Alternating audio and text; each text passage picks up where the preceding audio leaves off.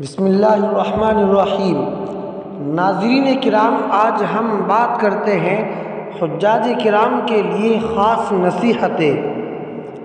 سفر حج میں زیب و زینت سے بچیے۔ یہ سفر عاشقانہ سفر ہے۔ خود نبی کریم صلی اللہ علیہ وسلم کا پاک ارشاد ہے، حاجی بکھرے ہوئے بالوں والا میلا کچیلا ہوتا ہے۔ حضرت عبداللہ بن عمر رضی اللہ عنہ جب حجاج کو دیکھتے تو فرماتے کہ حاجی کم ہوتے جا رہے ہیں اور سفر کرنے والے بڑھتے جا رہے ہیں۔ اسی میں ایک شخص کو دیکھا، معمولی لباس میں ہے، تو فرمایا ہاں یہ حجاج میں ہے۔ خرچ میں وسعت، سفر میں جو کچھ خرچ کرے وہ نہایت بشاشت اور فراخ دلی سے خرچ کرے۔ دل تنگی اس مبارک سفر کے اخراجات میں ہرگز نہ ہونا چاہیے۔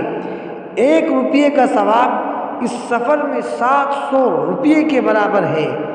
ایسی حالت میں جو پیسہ اس مبارک سفر میں خرچ ہو جائے وہ اجر ہی اجر ہے۔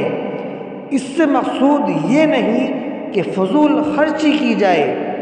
مشکلات سفر کی برداشت، اس سفر میں جو تکلیفیں پہنچے ان کو نہایت خندہ پیشانی سے برداشت کرے۔